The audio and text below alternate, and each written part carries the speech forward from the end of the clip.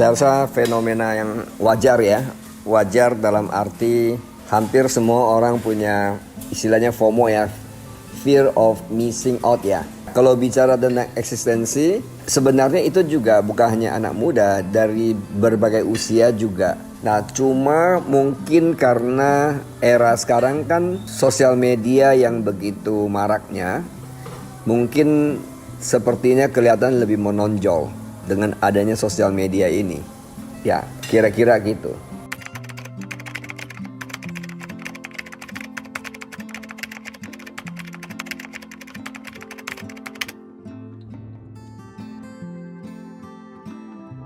Kembali lagi sebenarnya ini manusiawi ya, karena seperti saya bilang itu tidak melihat usia kan.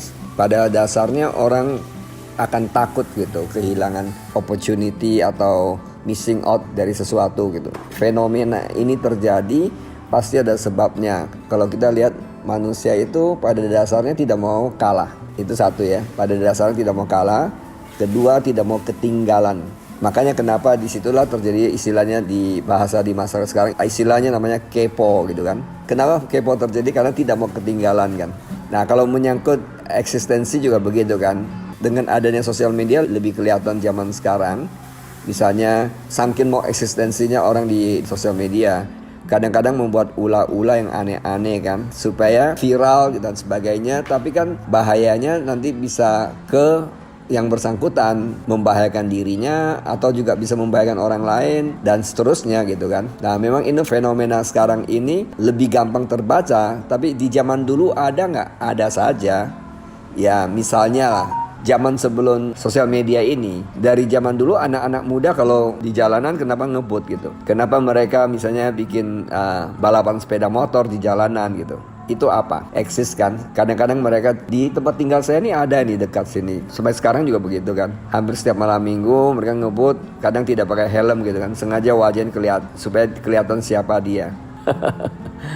Dan ini normal, manusia juga selain itu selalu minta diakui. Itu manusiawi lah, menurut saya normal-normal saja. Menurut saya ini tidak salah asal dipakai tempat yang benar dan tepat ya. Misalkan lah, seseorang karena ingin eksis bisa juga dia membuat prestasi yang menonjol, tapi prestasinya yang positif. Jadi bintang film yang terkenal tapi main film yang punya nilai-nilai yang bagus dan sebagainya. Itu oke aja kan.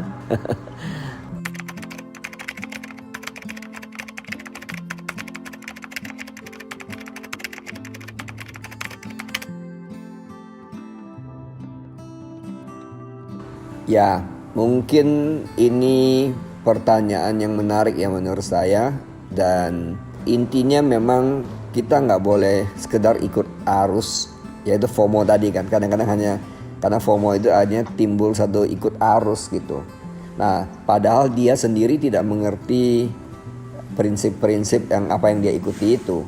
Nah, ini menurut saya berbahaya sekali. Contoh kasus yang kamu bilang, investasi apapun lah, baik itu investasi di saham maupun investasi di kripto misalkannya. Kalau anak muda itu tidak ngerti, dia karena tidak mau ketinggalan ikut-ikutan asal saja. Akibatnya adalah dia menderita kerugian yang kadang-kadang cukup besar. Apalagi dia belum ngerti prinsip daripada investasi. Mungkin semua harta uangnya itu taruh di situ investasi. Begitu sahamnya turun, kriptonya turun, itu orang ini gak siap, bahaya sekali untuk dia. Sebenarnya segala sesuatu kita mesti tidak perlu takut ketinggalan. Biar orang jalan dulu gak apa-apa. Kita cari tahu dulu. Kalau misalnya saham lah atau investasi tadi contoh ya kita mesti belajar tentang prinsip-prinsip investasi dulu. Misalkan prinsip yang paling sederhana investasi lah, tidak menaruh telur di satu keranjang misalkan. Kemudian ada diversifikasi dan sebagainya. Nah, minimum dia mesti mengerti hal-hal seperti itu sehingga orang tersebut tidak salah kan. Selanjutnya kalau dia menguasai bidang itu dengan PD-nya, tidak perlu takut ketinggalan. Bahkan kita dengan percaya diri majunya dengan dasar-dasar yang kuat. Sebenarnya ini berlaku di bidang-bidang yang lain sama aja gitu. Kita lihat kembali ya, sosial media juga gitu kan. pada saat rame-rame apalah jadi YouTuber gitu. Semua mau jadi YouTuber, betul nggak? Tapi apa dasar dia mau jadi YouTuber? Apakah mau jadi terkenal? Apakah dia mau ada message yang dia sampaikan? Ataukah hanya sekedar ikut arus? Nah, kalau ikut arus itu nggak bisa survive. Menurut saya, kalau untuk long term tidak bisa hanya sekedar ikut arus. Termasuk saham tadi kan, nggak bisa survive long term juga kalau hanya ikut arus. So intinya jangan sekedar ikut arus menurut saya.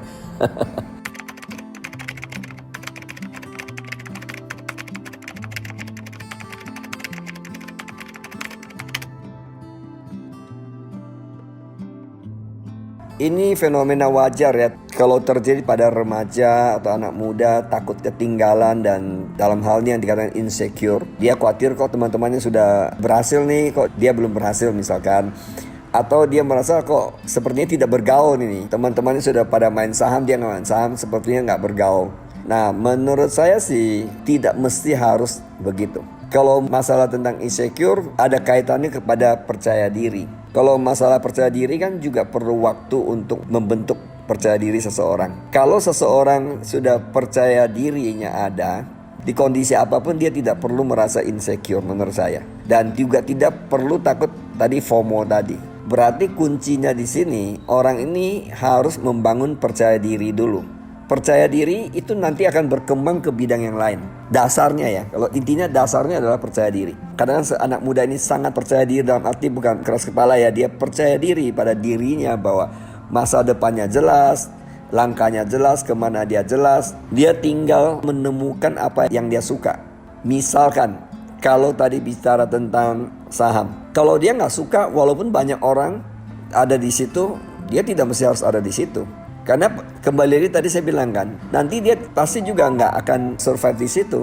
So dia mesti punya pendirian. Nah, pendirian itu sangat kaitan kepada percaya diri tadi.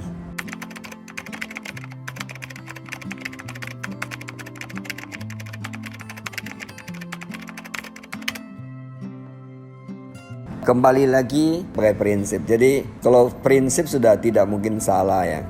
Jadi prinsip pertama adalah tidak pernah jadi ikut-ikutan kapanpun. Bukan hanya remaja aja, bukan hanya pemuda aja, sampai usia berapapun. Faktor ikut-ikutan tuh mesti tidak boleh. Main saham misalkan, dia mesti tanya dirinya sendiri, ini saya sebenarnya ikut-ikutan atau bukan. Kalau ikut-ikutan, better ngerem dulu. Nah, kalau dia suka bidang itu, lanjutin. Nah, lanjutin berarti dia harus mulai belajar apa itu investasi, apa itu saham, apa itu kripto. Jadi sebelum dia menaruh jumlah uang yang besar di investasi itu, dia pelajari dulu itu. Nah, tidak perlu takut ketinggalan orang lain sudah cuan sekian. Gak usah pusing. Karena kenapa? Pada saat kita menguasai prinsipnya, it's about time kita juga akan bisa juga mendapatkan uang yang jumlah yang besar. Tapi bahkan kita tidak mengalami penderitaan tadi inginkan gitu. Kedua, tadi saya bilang bahwa intinya manusia itu harus develop dirinya, develop orangnya. Nah, kalau kita develop personal growth kita ini dari dalam keluar, situasi di luar apapun tidak mempengaruhi kita. Yang saya maksud di sini dalamnya, innernya orang ini adalah mentalnya ini, cara berpikirnya, mindsetnya. Kalau dia tadi saya bilang dia PD-nya ada, pendiriannya ada, dia tidak akan digoyangkan oleh namanya FOMO lah, apapun takut ketinggalan ataupun mencari eksistensi yang ada di masyarakat lah, di lingkungan lah. Tidak mungkin orang akan cari gitu. Bahkan kalau orang yang sangat stabil mentalnya, dia pun tidak mencari pengakuan dan penghargaan. Kalau seseorang masih mencari pengakuan dan penghargaan, berarti mentalnya belum stabil tuh orang. Nah, memang saya tahu untuk mental stabil butuh waktu, tapi tidak menjamin bahwa anak muda tidak bisa mental stabil loh. Kadang-kadang orang dewasa juga belum tentu stabil gitu. Jadi keputusan menurut saya bahwa dia harus buat keputusan. Ya, keputusan dia mulai belajar tentang self development misalnya, personal development, percaya diri dan sebagainya. Kalau prinsip-prinsip dasar ini miliki, menghadapi tantangan apapun ke depannya, ada fenomena apa saja, dia nggak kena ikut arus.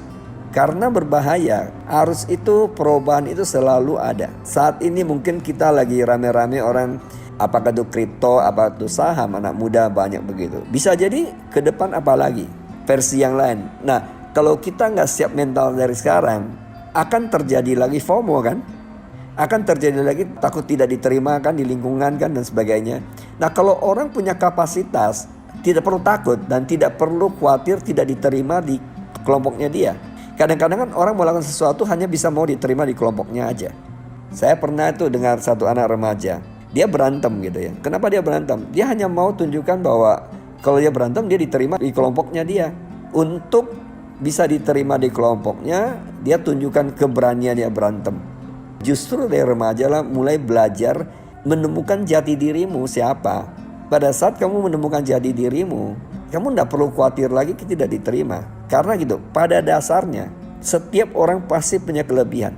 Siapkan diri dari dalam keluar. Kalau dari dalam keluar, dari luar tidak gampang mempengaruhi kita. Kalau dari dalam itu kosong gitu ya. Justru ini kebanyakan orang terjadi FOMO maupun takut tidak eksis karena di dalamnya dia kosong. Menutupi kekosongannya dia, kadang-kadang dia melakukan hal-hal yang konyol kan. Dan apakah ini perlu gitu ya? Seharusnya ini kan tidak perlu terjadi ya kalau dia mengisi dalam keluar. Jadi isi dari dalam keluar, bukan dari luar ke dalam.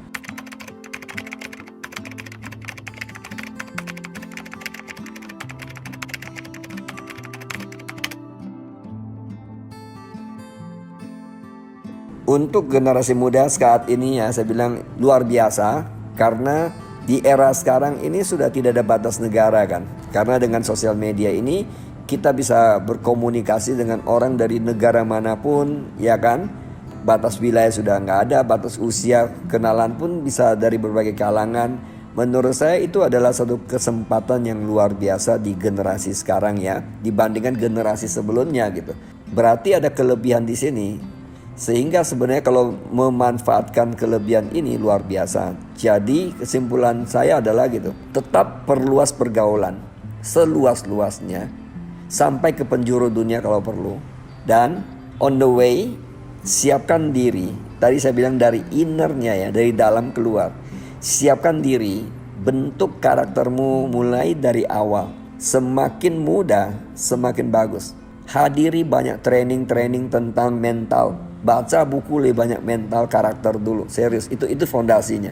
Kalau fondasi itu kuat, tinggal ditambah ilmu-ilmu pendukung di atasnya lagi. Misalnya kalau mental saya kuat, kemudian saya belajar tentang saham. Bukankah itu lebih dahsyat dibandingkan misalnya hanya belajar saham saja, tapi saya nggak punya mental. Tahu nggak pemain-pemain saham itu yang menang itu adalah rata-rata orang mentalnya yang menang sebenarnya. Bukan fluktuasi harga saham turun naik itu membuat orang rugi atau untung. Tapi mental yang menentukan sebenarnya di bidang apapun sebenarnya. Menurut saya mental dulu harus dibangun, karakter dibangun, kemudian ilmu-ilmu yang lain baru di atasnya. Basicnya adalah bangun mental dulu.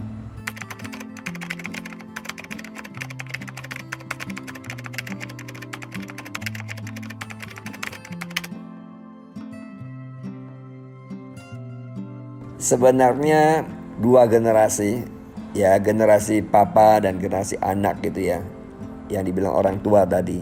Menurut saya seharusnya saling respect. Karena generasi orang tua pasti mereka punya wisdom tertentu yang bisa jadi anak muda belum miliki. Tapi juga bisa anak muda ini punya pengetahuan baru yang dimana orang tua tidak memiliki juga, karena ini sesuatu yang baru. Sehingga kedua belah pihak seharusnya kolaborasi. Cara kolaborasi yang terbaik adalah saling menghargai. Jadi generasi lebih muda belajar dari generasi sebelumnya apa kelebihan dari generasi sebelumnya. Termasuk generasi yang sebelumnya juga belajar ke generasi yang baru ini. Kira-kira mereka punya pengetahuan, ilmu apa, bahkan ada wisdom apa yang kita tidak miliki. Nah, kalau kedua ini ada open mind untuk kolaborasi, menurut saya powerful. Nah, kadang-kadang ada permainan ego di sini. Ego anak muda, ego orang tua. Nah, masing-masing mempertahankan ego. Yang terjadi adalah tidak pernah ketemu. Yang ada adalah saling judgment. Orang tua bisa judge anaknya, lu ngerti apa, si kecil lu bawa kencur gitu kan. Nah, sementara anaknya merasa orang tua lu ngerti apa? Zaman kamu kan gak ada ini. Kamu nggak paham, kamu nggak ngerti lah zaman kita. Era kita beda. Yang ada adalah terjadi jurang kan. Nah, sebenarnya ini adalah salah satu fenomena yang cukup tantangan besar ya menurut saya saat era sekarang ini khususnya.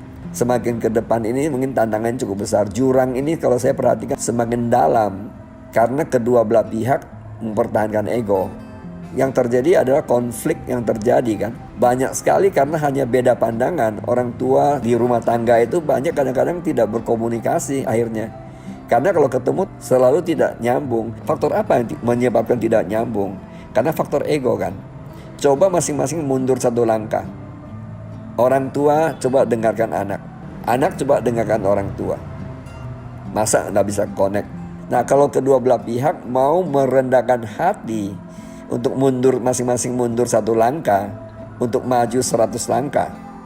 Bukankah itu jauh lebih indah?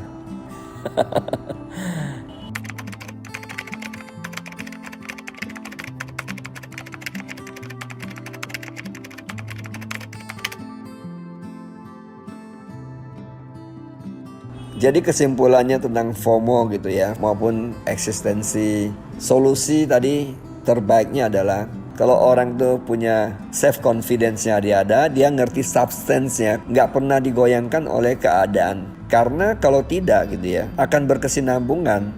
Bukan masalah usia kok, bukan masalah generasi sekarang aja FOMO gitu ya. Tadi saya bilang usia apa aja bisa FOMO.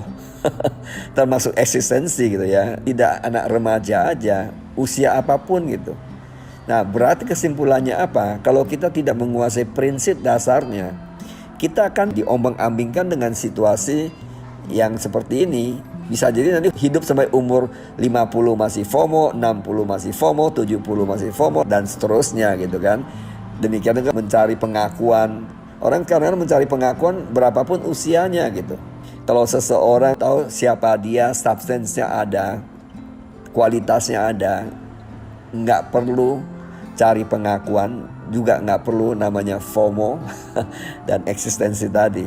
Justru dari remaja menurut saya, anak-anak muda sekarang, semakin muda, belajarlah prinsip ini. Supaya nanti jangan sampai umur 70, 80 masih mencari pengakuan dan penghargaan kan.